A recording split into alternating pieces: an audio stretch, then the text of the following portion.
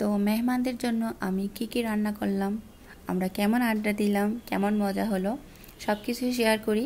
Hello everyone, সবাইকে আসসালামু আলাইকুম। আমি গতকাল সকালে একটা ভিডিও ছাড়ছিলাম যে আমার রাতে মেহমানদের একটা আয়োজন আছে, ডিনার পার্টি। তো উঠেই আমি আগে আমার ঘরের কাজগুলো সেরে ফেলতেছি।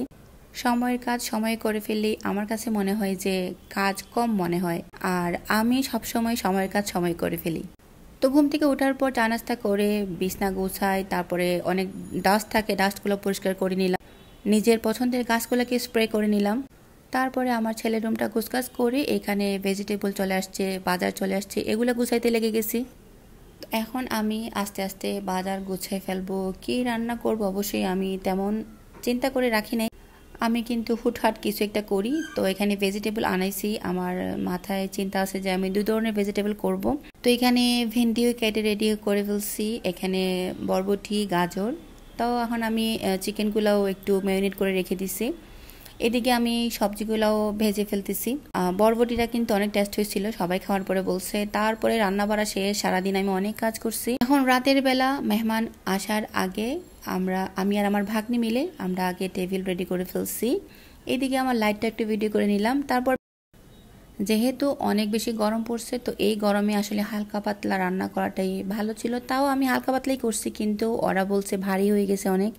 আমি পোলাও ছিল, সাদা ভাত ছিল, তারপরে বরবটি গাজর দিয়ে একটু ফ্রাই করছি, তারপরে চিকেন রোস্ট, গরুর মাংস করছি, কোরাল মাছ করছি।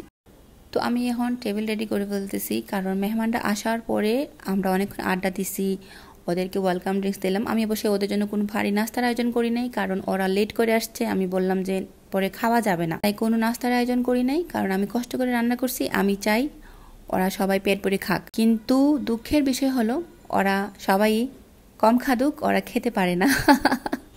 তো এখন খাওয়ার পরে ডেজার্টের পালা। তো ভাগ্নিকে বললাম পুডিংটা তুমি রেডি করে ফেলো। অবশ্য পুডিংটা আমাকে আপু বানাই দিয়েছেন, মানে আমার নন্নাস। তো ও খুব সুন্দর করে কাটার সময় ভিডিও করতেছিল, আর মাঝখান দিয়ে আমি হেসে একটু নষ্ট করে দিলাম ওর ভিডিওটা।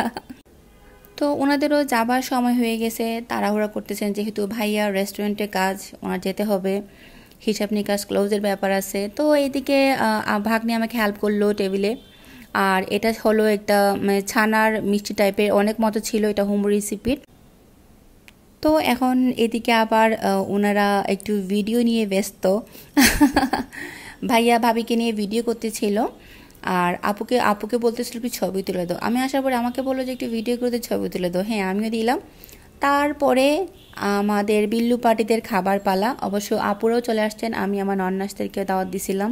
তো আমরা পুরো ফ্যামিলি মিলে একসাথে বসে খাওয়া দাওয়া শুরু করলাম। তো কেমন হলো আমার আয়োজন অবশ্যই কমেন্ট করবেন। আর ওরা কাজিনরা মিলে আড্ডা দিচ্ছে। সবাই ভালো থাকবেন, আল্লাহ হাফেজ, টাটা, বাই বাই।